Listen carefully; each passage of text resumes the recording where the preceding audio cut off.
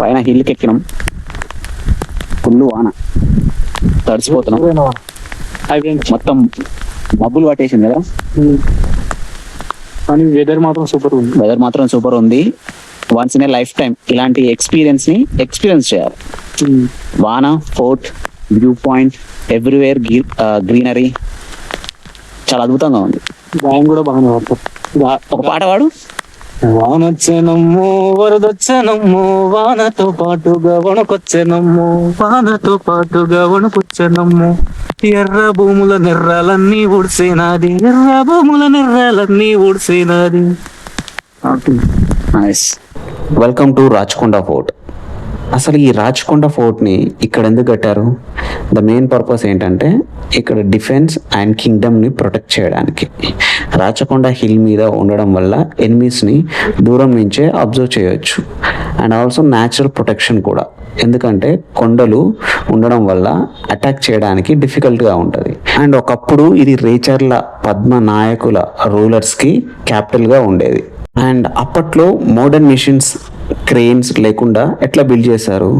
First కొండల్లోనే దొరికే huge స్టోన్స్ని use చేశారు. తర్వాత వర్కర్స్ స్టోన్స్ని కట్ చేసి షేప్ చేసి ఎలిఫెంట్స్, వుడెన్ కార్ట్స్, రోప్స్ హెల్ప్తో ట్రాన్స్పోర్ట్ చేసే ఛాన్స్ ఉంది. ఇంకోటి ఏంటంటే పెద్ద ఇర్రెగ్యులర్ స్టోన్స్ని ఇంటర్లాక్ అయ్యేలాగా అరేంజ్ చేసి స్ట్రాంగ్ వాల్స్ క్రియేట్ చేశారు.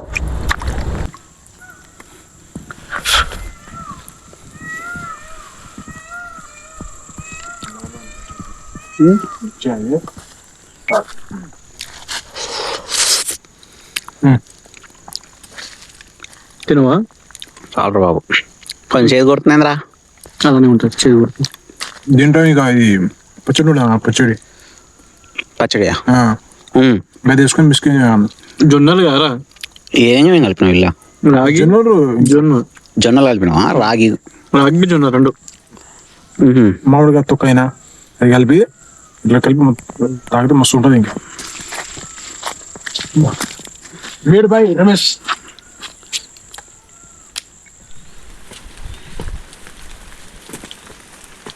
ఈ ఫోర్ట్లో నిధుల కోసం కొన్ని చోట్ల త్రవ్వకాలు జరిగినాయి.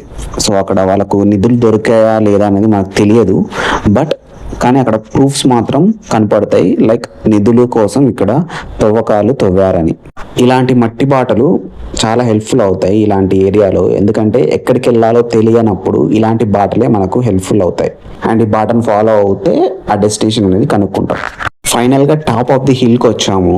ఇక్కడనే సంకెళ్ళ బావి ఉంటుంది. ఈ సంకెళ్ళ బావి ఏంటంటే ఎవరైనా తప్పు చేస్తే ఈ సంకెళ్ళ బావిలో శిక్షిస్తారనమాట. ఒక రాయి కింద తడవకుండా కూర్చున్నాం వానలో. ఎంతసేపు తడిసాము, సో కాసేపు కూర్చున్నాం, రిలాక్స్ అయ్యాము, వ్యూ పాయింట్ని ఎంజాయ్ చేస్తున్నాం. Ultimate experience, have to visit compulsory. హైదరాబాద్కి నియర్లీ ఒక 40-45 కిలోమీటర్స్ డిస్టెన్స్లో ఉంటుంది.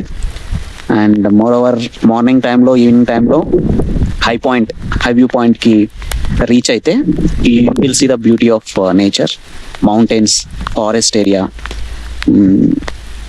ఫొటోస్ తీయడానికి ఆర్ ఎల్స్ షూట్ చేయడానికి, ఏమైనా కవర్ సాంగ్స్ తీయడానికి, అండ్ మైండ్ ప్లెజెంట్గా ఉంచుకోవడానికి కూడా ఇలాంటి ప్లేసెస్ని విజిట్ చేయాలి, కంపల్సరీ విజిట్ చేయాలి. And that's it. ఈ fort throughout the year open అయి ఉంటుంది, but rainy season starting winter సీజన్లో వస్తే చాలా బ్యూటిఫుల్గా అనిపిస్తుంది.